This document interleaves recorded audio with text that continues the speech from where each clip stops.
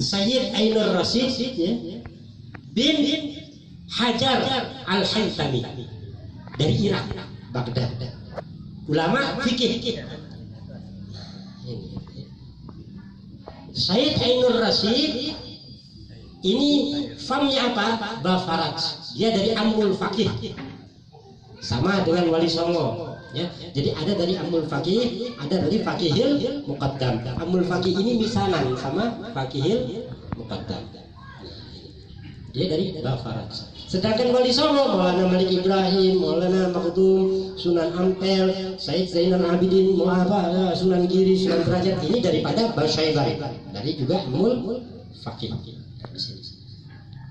Ini Sayyid Ainur Rasyid ini akhirnya di Lombok, maka disebutlah dia sebagai disebut nama sebagai walinya Tok Abdul Razak, kemudian Ghaus Abdul Razak. Al-Ghaus Abdul Razak ini bermakna Al-Ghaus ini adalah sultan, yaitu penghulu para aulia illah, disebut Ghaus Abdul Razak. Beliau punya anak ya, beliau menikah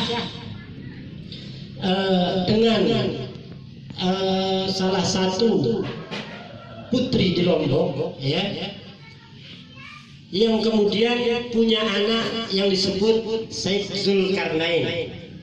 Said Zulkarnain kemudian disebut juga Ghaus Abdurrahman ya. Kemudian yaitu yang dikatakan punya anak perempuan juga bernama Sarifah Qamariyah atau yang disebut Dewi Anjani ya. Kemudian ini boleh dirujuk ya, boleh dirujuk. Saya masih tinggal di sini sampai tanggal 9. Tanggal 9 kita kembali ke Makassar karena di sana kita dengan jamaah mengadakan majelis nisfu Sa'ban ya.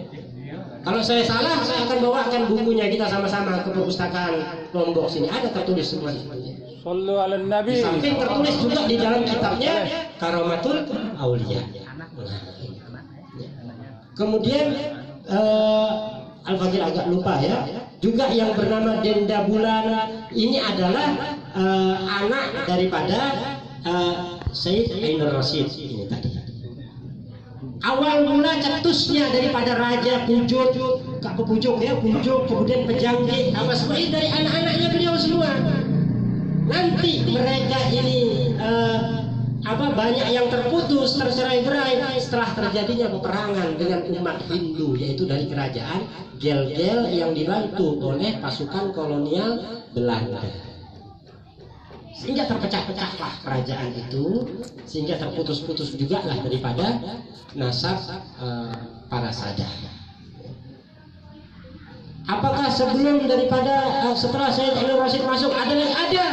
Setelah Sayyid Ainur Rasyid itu masuk dan mencetuskan daripada penemuan dan ketemunya, akhirnya dikatakan Selaparang, Pujuk, Pejangkit dan lain-lain ini tadi, kemudian sampai bernama Lombok, maka masuk lagi ini Maulana Malik Ibrahim ke Lombok.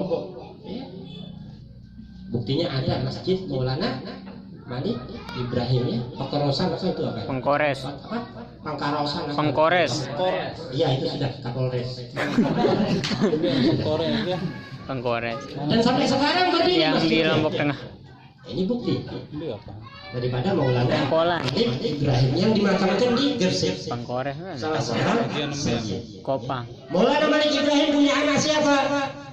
Sayyid Ainul Yakin. Yaitu Sunan Giri. Sunan Giri punya anak siapa? Yaitu Sayyid Ali Zainal Abidin. Siapa itu? Sunan Prapen.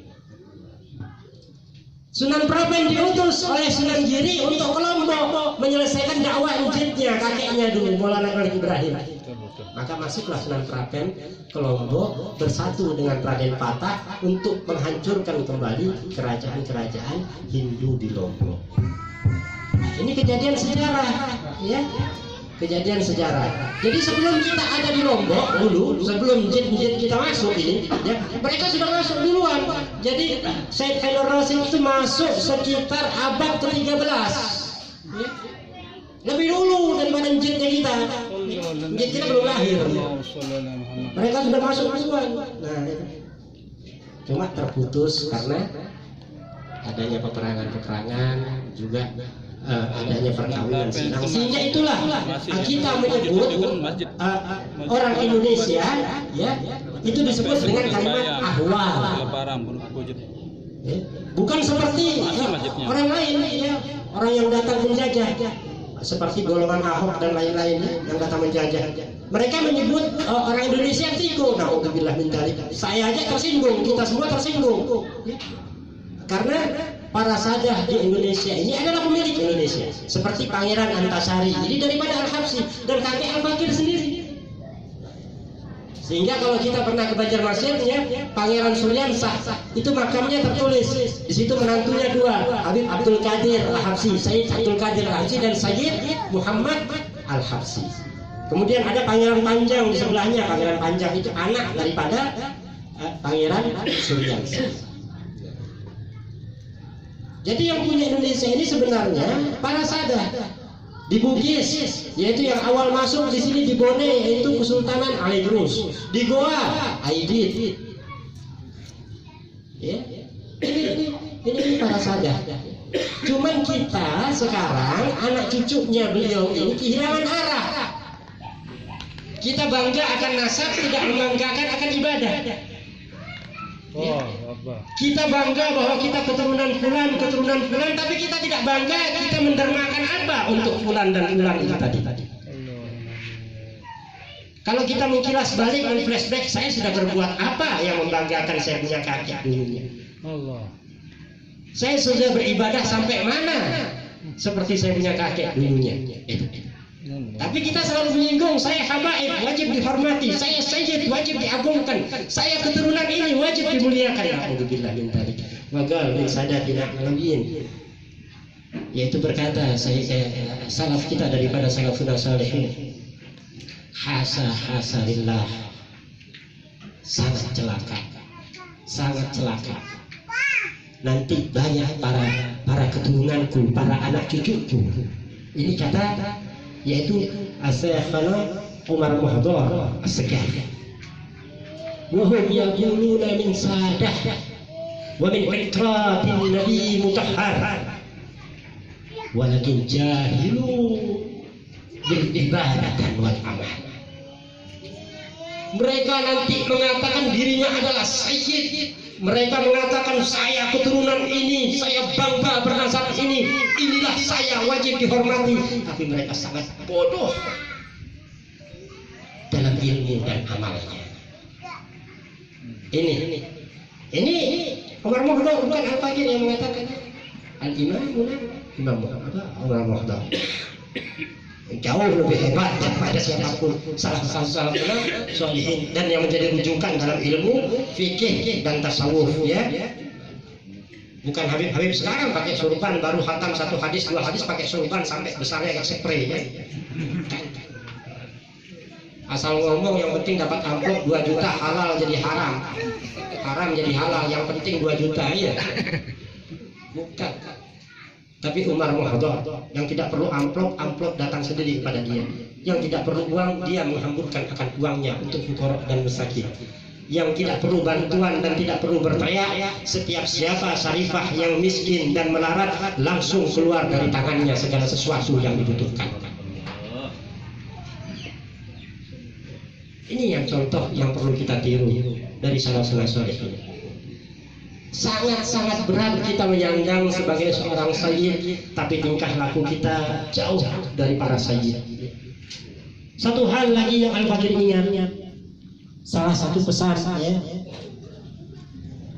yang mana ini pesan daripada Sayyid Hamid Al-Kaf, daripada salah satu guru Al-Fakir almarhum ya, meninggal 4 tahun yang lalu di Mekah. Beliau mengajar dalam ilmu fikih di Abuya Maliki. Beliau mengatakan, wa antum min Bani Al-Kaf wa min Bani Al-Habasyi wa min As-Sakaf, disebut satu-satu. Wa la ta'lam kaifa ahwaluhum wa kaifa a'malukum wa kaifa adabukum. kalian semua daripada Bani Al-Kaf, ada yang dari Al-Sikaf, ada yang dari Al-Aqas, ada yang dari Al-Idrus, semua disebut yang belajar di Abu Maliki. Kemudian beliau mengatakan, tapi kalian tidak mengenal bagaimana sesungguhnya adab daripada orang-orang daripada jin-jin kalian, amal mereka, ilmu mereka, adab mereka, akhlak mereka, kita tidak mengenal. Kita hanya mengenal, subhanallah, jin kita dulu bisa naik ke langit, duduk-duduk minum kopi bareng sama Rasulullah, subhanallah, kejar-kejaran sama Rasulullah, regut bareng sama Rasulullah. Kita cuma tahu karomahnya, ibaratnya fadilahnya, sehingga kita merasa bangga, fadilahnya ini, fadilahnya ini. Kita lupa bahwa di balik fadilah itu tadi, di dalam fadilah itu tadi, kakek-kakek kita mencari dengan bersungguh-sungguh, menghambakan dirinya bersungguh-sungguh, menghibahkan dirinya kepada baginda Rasulullah SAW dengan sangat-sangat menghibahkan dirinya kepada Rasulullah SAW, sehingga mendapatkan fadilah. Al-fadilah lam yaji binafsi. Fadilah itu tadi tidak bisa datang dengan sendirinya. Wal huda yahtadi bil hidayah. Dan hidayah itu juga tidak akan datang dengan sendirinya. Karena hidayah itu datang dengan petunjuk. Petunjuk datang dengan kita mendekati akan amal dan akhlaknya mereka. Sehingga kita mendapatkan petunjuk daripada Allah, kemudian mendapatkan petunjuk daripada Allah, kita mendapatkan fadilah di sisi Allah Subhanahu wa taala. Ini. Jadi tidak bisa hidayah itu datanglah tentang sendiri, tidak bisa, kecuali kalau hidayah yang di samping rumah kita ya, cium bau kopi, bau rokok, datang itu Pak hidayah. Kalau hidayah dari Allah tidak bisa tiba-tiba tidur dapat hidayah, siapa kita ya gitu. Al hidayah bil huda, yaitu hidayah itu dicari dengan mencari petunjuk di jalan Allah Subhanahu wa taala. Dan fadilahnya, keutamaan daripada para sadah, yaitu idza taf'al mislana fakana misluna. Ini yang dikatakan Al-Faqih Mujaddad. Mereka sesungguhnya para sadah Bani Alawi ini tadi, apabila mereka beramal seperti kami, ya, berakhlak seperti kami, ya, kemudian mereka juga beribadah seperti kami, maka mereka akan menjadi seperti kami. Apa maksudnya? Sangat mudah, tidak perlu mencari lagi. Beda dengan yang lain. Yang lain di luar daripada sadah, mereka perlu dua tempat, ya. Mereka harus ibadah yang melebih-lebihkan Rasulullah dan melebih-lebihkan Allah. Tetapi kalau sadah, mereka sudah dilebihkan oleh Rasulullah, mereka tinggal mengikuti jejak-jejaknya para salafun sholihin, kemudian sampai kepada Allah. Ini kelebihannya. Sudah ada satu tingkat di atas, tapi kita tidak sadar tingkatan itu kita buang. Di sini Allah mengatakan, yaitu kalian diberikan keutamaan fadlillah mayyasa. Kalian diberikan keutamaan dengan kehendaknya Allah atas siapa yang dikehendaki oleh Allah Subhanahu wa taala.